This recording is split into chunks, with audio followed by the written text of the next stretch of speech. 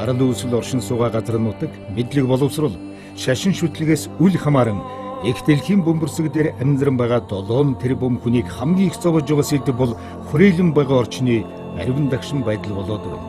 Хичнээн баян чинэлэг байгаад технологийн дэвшлийн хамгийн сүүлийн ултыг бид хэрэглээдэж амьдарч байгаа орчин маань хүний амьд явахад халгаатай бол яах вэ? Дэлхийн дулаар уур амьсгалын өөрчлөлт гэх нэр томьёо сүүлийн 20 гаруйхан жилийн дотор хүн төрөлхтний өвсөн санд шинээр бий болжээ.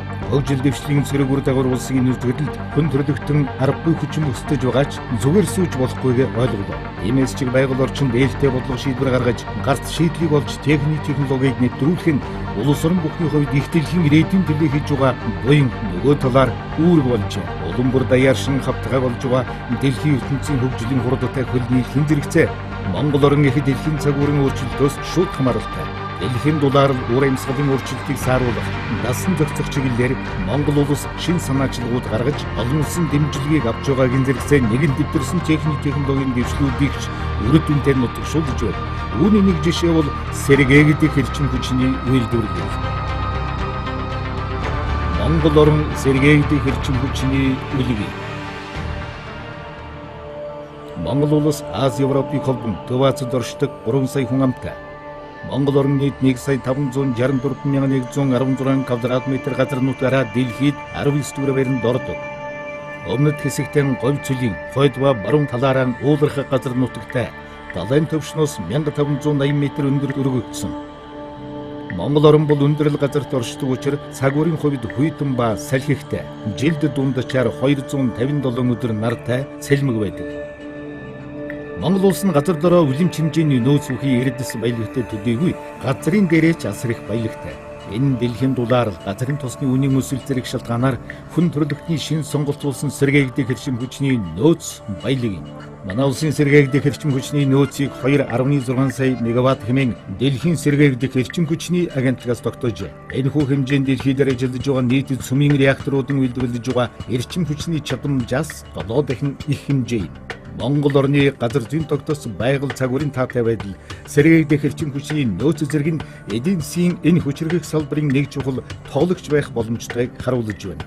Сэргээгдэх эрчим хүчний нөөцийг тогтоохтон Монгол орнд 1960-аад оноос эхэлсэн цагуурын олон жилийн хэмжилтийн материалыг ашиглаж байна. Энэхүү олон жилийн хэмжилтийн дүнгээс үзэхэд 1 ам-м нэгжид талбайд харгалзах нарны нийлбэр цацрагийн хэмжээ жилдээ 1200-аас 1600 кВт цаг хүрдэг ба нийт нутгийн хэмжээгээр жилд ирэх нийлбэр цацрагийн хэмжээ 2.2 мегаваттаар үнэлэгдэж байна. Нарны гээгүүлэх хугацаа Монгол орны төв хойд хэсэгт жилдээ 2600 цагаас баггүй бөгөөд 1 ам-м нэгжид талбайд харгалзах нарны эрчмийн хэмжээ өдөрт 4.5 кВт цаг юм. Харин манай орны нийт нутаг дэвсгэрийн 70% хамарсан говь, талхээр, цөлийн бүсэд нарны гээгүүлэх хугацаа 2900-аас 3000 цаг бөгөөд 1 ам-м нэгжид талбайд харгалзах нарны эрчмийн хэмжээ өдөрт 5.5-аас 6 кВт цаг байна. Монгол орны нийт нутаг дэвсгэрийн 160,000 квадрат километр талбай нь салхины эрчим хүчнийг үйлдвэрлэлийн зорилгоор ашиглах нөөцтэй гэж тогтоосон. Үүнийг салхин станцын суурилуулсан хүчин чадлаар илэрхийлвэл 1,100,000 мегаватт ба жилдээ 2.5 триллион квт цаг юм. Манай улсад 20,000 мегаваттаас доошгүй нөөцтэй 13 аймаг бий. Үүнээс 9 аймгийн нутаг дэвсгэр 50,000 мегаваттаас дээш нөөцтэй. Салхины эрчим хүчний нөөц сайтай бүс нутгийн нийт хэмжээ нь 620,000 квадрат километр буюу манай орны нийт нутаг дэвсгэрийн бараг 40% хүртэл хувийг эзэлж байна. Монгол оронд том жижиг нийтдээ 3800-ыг гол мөрөн байдаг бөгөөд тэдгээрийн эрчим хүч үйлдвэрлэх зорилгоор ашиглах нөөц нь 6417.7 мегаватт буюу жилдээ 56.2 тэрбум киловатт цаг цахилгаан гаргах нөөцтэй гэж үнэлэгдсэн байдаг. Монгол орны усны эрчим хүчний бүх нөөцийн ойролцоогоор 70% нь баруун бүсэд ховд гол, төвийн бүсэд сэлэн мөрөн болон бүх сутгал голуудтайгаа зүүн бүсэд онон хэрлэн голуудаас бүрддэг. Монгол улсын их хурлаас 2005 онд сэргээгдэх эрчим хүчний үндэсний хөтөлбөрийг баталж 2020 он гэхэд улсын нийт эрчим хүчний 20-25%-ийг уг салбарын технологиор шийднэ хэмээн тусгасан. Мөн энэ салбарын хөгжлийг дэмжих бүх талын хууль эрх зүйн зохицуултыг хийж холбогдох хууль хөтөлбөр батлагдсан хэрэгжиж байна. Монгол улс 2 ирээдүйд эрчим хүчний томоохон үйлдвэрлэгч, экспортлогч улс болохоор зорж байна. Тиймээс ч ногоон эдийн засгийн үндсэн хүчин зүйл болсон сэргээгдэх хэлшин хүчний шинэ их үүсвэрийг бий болгох Гоби Тех хөтөлбөрийг санаачилсан билээ. Монголын говь бол дэлхийд нарны илч хамгийн ихээр хуримтлагддаг газрын нэг.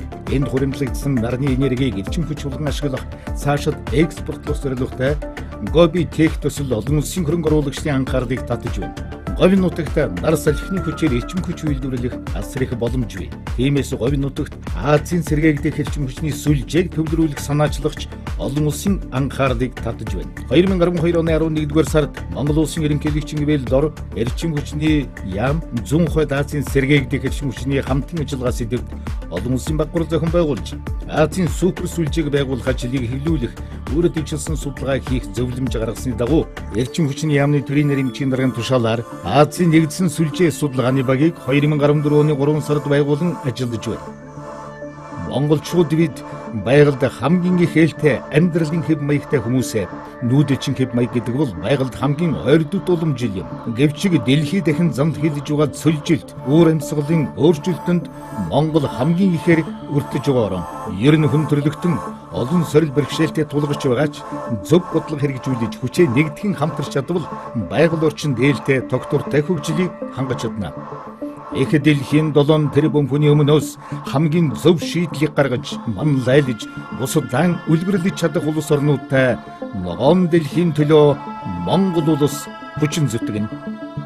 On hosting the 20th anniversary of ASEM in 2016, and I wish to ensure President El Bechdori of the European Union's full support. Thank you.